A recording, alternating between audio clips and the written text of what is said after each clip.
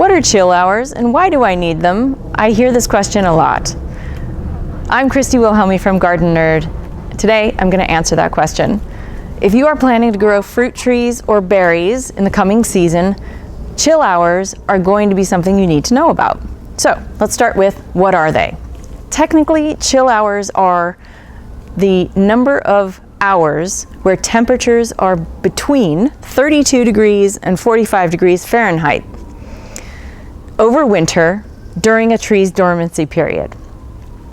Now, some people also subtract the number of hours where temperatures during the winter exceed 60 degrees Fahrenheit. That actually reduces your total number of chill hours throughout winter. So if you live in a place where you suddenly get a heat wave in December, like we do here, you might actually have fewer chill hours than you think you do. Chill hours are important for fruit trees because they need this dormancy period and this chill requirement in order to break bud and form fruit the following season. And if they don't get that, you may get lots of leaves but no fruit. So let's talk about the different types of fruits that need different requirements for chill.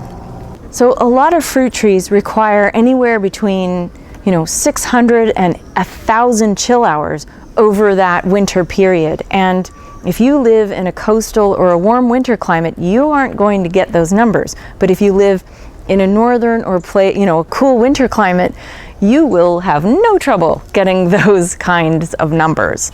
So for those who want to grow apples, pears, cherries, and some of the stone fruits, you're good if you get snow on the ground or really cold temperatures over winter. In warm winter climates like we have here in Los Angeles, we have to choose low chill varieties of apples, pears, stone fruits, cherries, and even berries, but we'll get to berries in a second.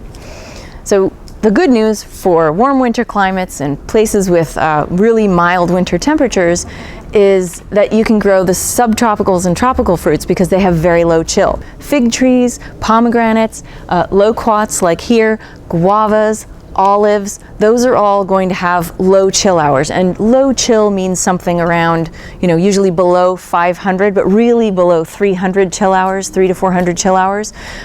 We here have a Fuji apple tree that requires 500 chill hours, but we've got it tucked in a spot that gets morning shade, and so it actually fruits and flowers, even though we only get maybe 150 to 300 chill hours a year. So you can play with this. When it comes to berries, you may or may not have trouble growing blackberries, raspberries, boysenberries, loganberries. They tend to be pretty well adapted to different climates, but there are high chill and low chill varieties available. Blueberries, though, are a big deal. You need to choose low chill varieties if you live in a warm winter climate because the typical varieties usually range between 400 to 800 chill hours, but the low chill varieties will fruit at as low as 150 chill hours, so that's good. There are some fruits like citrus or strawberries that don't have a chilling requirement because they are meant to be grown in warm places. So you may need to, if you choose to grow a citrus tree in a cold winter place, you need to bring that in or protect it over winter in a greenhouse or a sunny enclosed porch.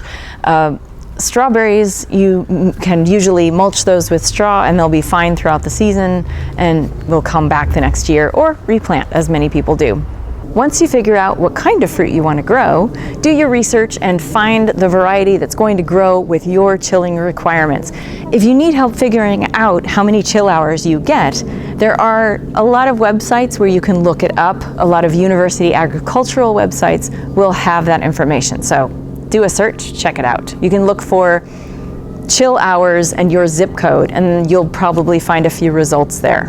If not, check your local nursery or your local university agricultural department. Once you know how many chill hours you get, you can choose which variety will grow in your space. And then you'll actually get fruit, which is the whole point, isn't it? So make the right choices. Find out how many chill hours you need where you live, pick the right fruits based on that, and you will have success. For more information on chill hours, growing fruit, and a whole bunch of other stuff, check out my new book, Grow Your Own Mini Fruit Garden. And of course, for growing all kinds of other stuff, including vegetables in small spaces, you can check out Gardening for Geeks. Besides that, we've got tons of free gardening information at GardenNerd.com. Consider becoming a Patreon subscriber to support the free stuff we do at Garden Nerd, and of course, happy gardening!